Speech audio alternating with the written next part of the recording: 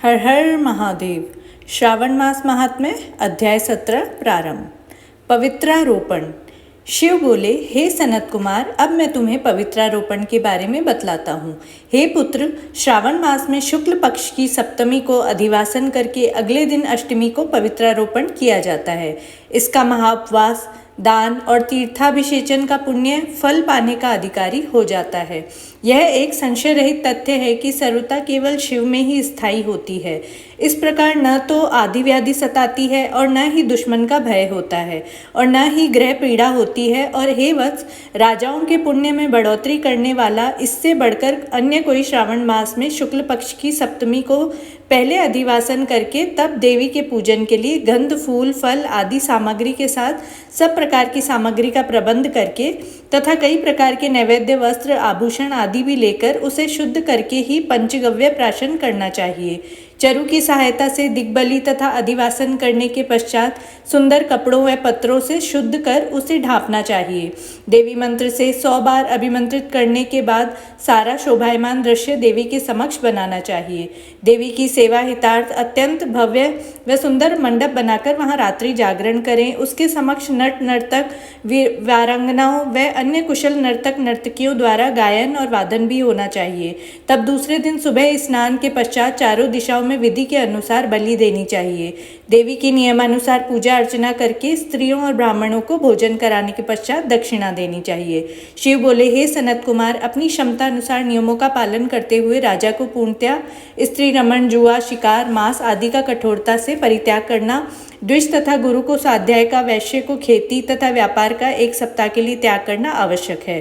3 दिवस या 3.5 दिन के लिए देवी की पूजा अर्चना में लीन रहना चाहिए। जो विद्वान एवं बुद्धिमान जन पवित्रारोपण नहीं करते वह अपने समस्त वर्ष का पुण्य फल खो देते हैं। इसलिए प्रत्येक प्राणी प्रतिवर्ष यह शुद्ध पवित्रारोपण करना आवश्यक होता है। कर्क या सिंह राशि पर पड़ने वाले श्रावण मास की अष्टमी शुक्ल पक्ष में को पवित्रारोपण करें। यह एक नित्य कर्म की तरह होता है। उसको पूरा न करने पर प्राणी पापी कहलाता है।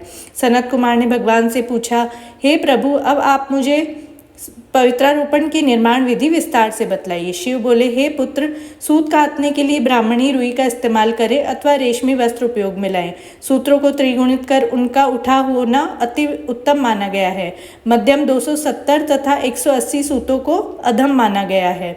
100 ग्रंथि का पवित्र, 50 ग्रंथि वाला मध्यम तथा 16 ग्रंथि का कनिष्ठ होता है अथवा 6, 3, 4, 2, 12, 24, 8 ग्रंथि वाला कनिष्ठ पवित्रा माना जाता है।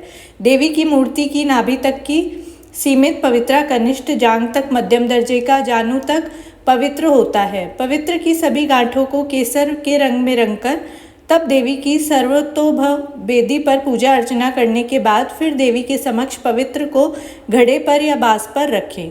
3 सूत्रों की मदद से ब्रह्मा, विष्णु, महेश की पूजा करें। 9 सूतों की मदद से ओंकार, सोम, अग्नि, नाग, चंद्र, रवि, प्रभु और विश्वदेव की पूजा कर स्थापना करें। अब मैं तुमको ग्रंथियों में देवी को स्थापित करने का उपाय कहता हूँ।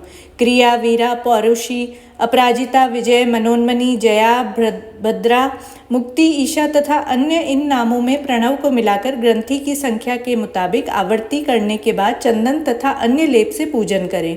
धूप प्राण कर प्रणव की मदद से अभिमंत्रित करें और तब मेरे बतलाए गए विधान के अनुसार पवित्रारोपण विधान करें। हे वत्स, मैं तुम्हें उनके नाम बतलाता हूँ। वे हैं धनत, गौरी, श्री चंद्रमा, गणेश, गुरु, भास्कर, चंडिका, अम्बा, वासुकर, ऋषि, चक्रपाणी, अनंत, शिव, ब्रह्मा एवं पितर। इन सब देवों का प्रतिपदा व अन्य तिथियों में पूजन अवश्य करें। यह जो पवित्रारोपण कहा गया है वह मुख्य देवताओं का है। तब उनके अंग देवों को 3 तार वाला पवित्रा समर्पण करें। शिव बोले, हे सनत कुमार, सावन मास के दोनों पक्षों में नवमी वाले दिवस को जो होता है वह अब तुम मुझसे ध्यानपूर्वक श्रवण करो।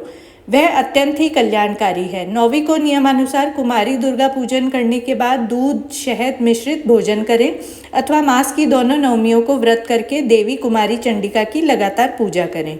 चांदी की मूर्ति से उसमें श्रद्धा एवं भक्ति से देवी दुर्गा का पाप विनाशक तेल, फूल, अगर, गंध, चंदन, दशांग, धूप तथा लड्डू के द्वारा अर्चना करना आवश्यक है।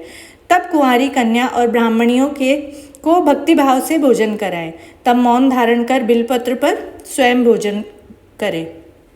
जो प्राणी भक्तिभाव व श्रद्धा पूर्वक दुर्गा देवी की अर्चना करते हैं वे लोग जहाँ भी निवास करते हैं वहाँ से मरणोपरांत मोक्ष गति शिवलोक पाते हैं। हे वत्स, मैंने तुम्हें नवमी व्रत का विधि पाप हर लेता है और उन्हें धन संपदा सहित सब सुख देता है। वह प्राणी अतुल धनवान का स्वामी के समस्त सुखों का उपभोग कर वह प्राणी मरणोपरांत मोक्ष प्राप्त करता है। 17वें अध्याय को सुनने से